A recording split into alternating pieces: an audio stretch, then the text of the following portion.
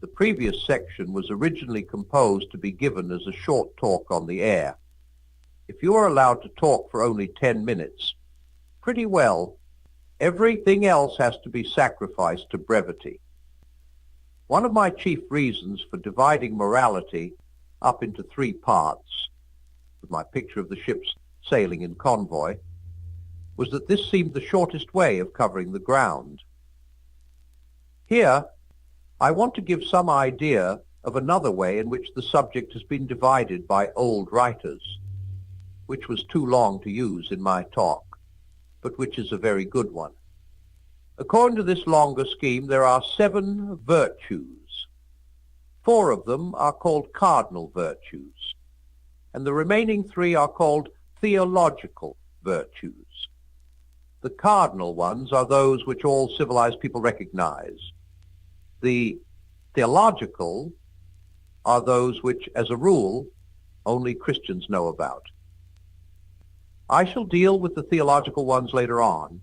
At present, I am talking about the 4 cardinal virtues. The word cardinal has nothing to do with cardinals in the Roman Church. It comes from a Latin word meaning the hinge of a door. These were called cardinal virtues because they are, as we should say, pivotal. They are prudence, temperance, justice, and fortitude. Prudence means practical common sense, taking the trouble to think out what you are doing and what is likely to come of it. Nowadays, most people hardly think of prudence as one of the virtues. In fact, because Christ said we could only get into his world by being like children, many Christians have the idea that, provided you are good, it does not matter being a fool. But that is a misunderstanding. In the first place, most children show plenty of prudence about doing the things they are really interested in and think them out quite sensibly. In the second place, as St. Paul points out, Christ never meant that we were to remain children in intelligence. On the contrary, he told us to be not only as harmless as doves, but also as wise as serpents. He wants a child's heart, but a grown-up's head. He wants us to be simple, single-minded, affectionate, and teachable, as good children are. But he also wants every bit of intelligence we have to be alert at its job and in first-class fighting trip. The fact that you are giving money to a charity does not mean that you need not try to find out whether that charity is a fraud or not. The fact that what you are thinking about is God himself, for example, when you are praying, does not mean that you can be content with the same babyish ideas which you had when you were a 5-year-old.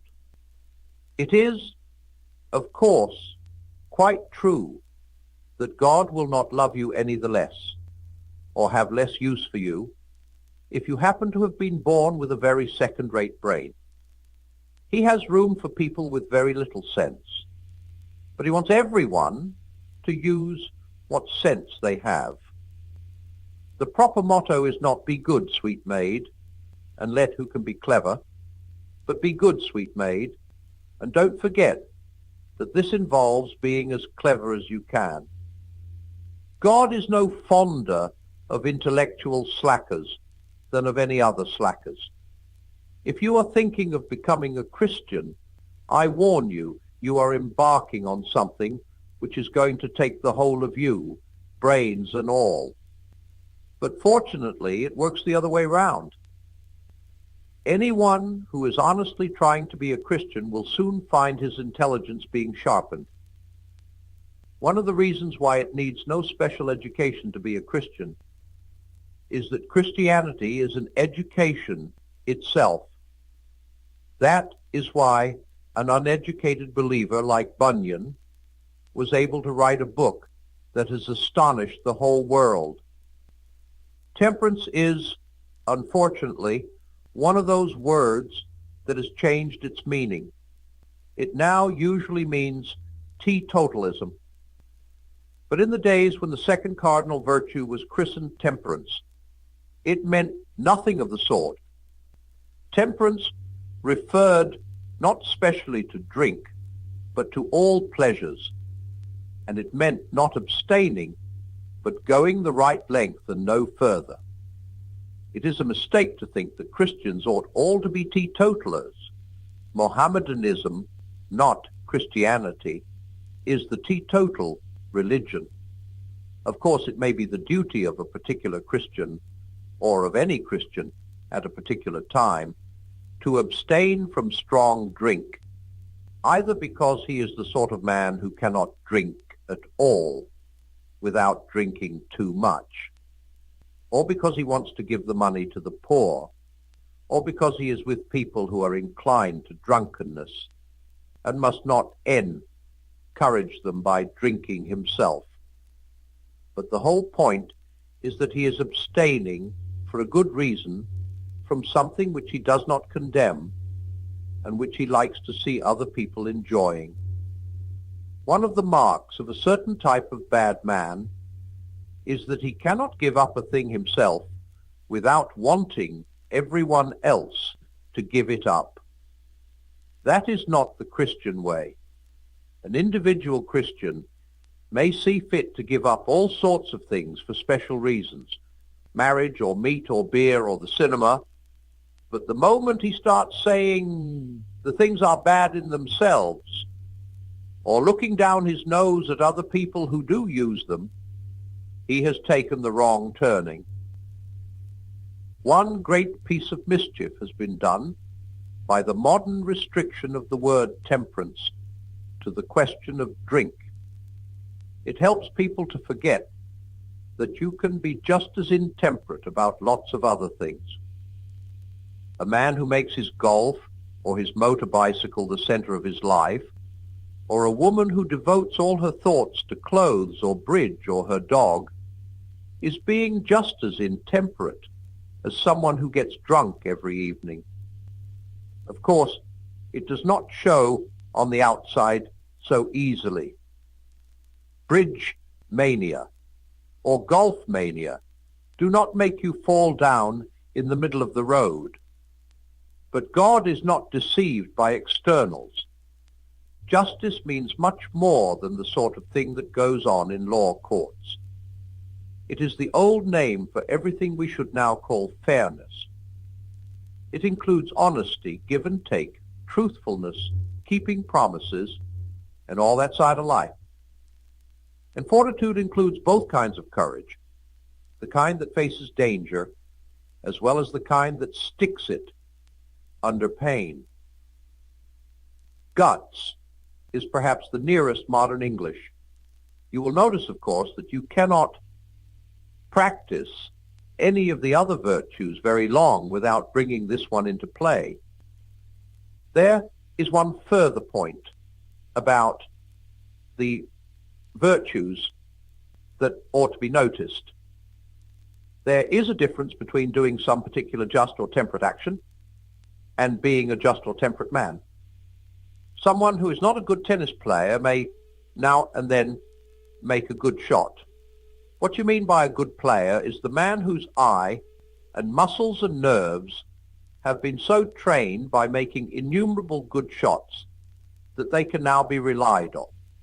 They have a certain tone or quality which is there even when he is not playing, just as a mathematician's mind has a certain habit and outlook which is there even when he is not doing mathematics.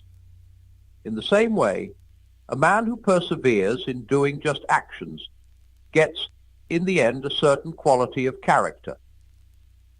Now it is that quality, rather than the particular actions which we mean when we talk of virtue. This distinction is important for the following reason. If we thought only of the particular actions, we might encourage three wrong ideas. 1. We might think that, provided you did the right thing, it did not matter how or why you did it, whether you did it willingly or unwillingly, sulkily or cheerfully, through fear of public opinion or for its own sake. But the truth is that right actions done for the wrong reason do not help to build the internal quality or character called a virtue. And it is this quality or character that re-ally matters. If the bad tennis player hits very hard, not because he sees that a very hard stroke is required, but because he has lost his temper, his stroke might possibly, by luck, help him to win that particular game, but it will not be helping him to become a reliable player. 2, we might think that God wanted simply obedience to a set of rules, whereas he really wants people of a particular sort. 3, we might think that the virtues were necessary only for this present life, that in the other world we could stop being just because there is nothing to quarrel about, and stop being brave because there is no danger. Now, it is quite true that there will probably be no occasion for just or courageous acts in the next world, but there will be every occasion for being the sort of people that we can become only as the result of doing such acts. The point is not that God will refuse you admission to his eternal world if you have not got certain qualities of character. The point is that if people have not got at least the beginnings of those qualities inside them, then no possible external conditions could make a heaven for them. That is, could make them happy with the deep, strong, unshakable kind of happiness God intends for us.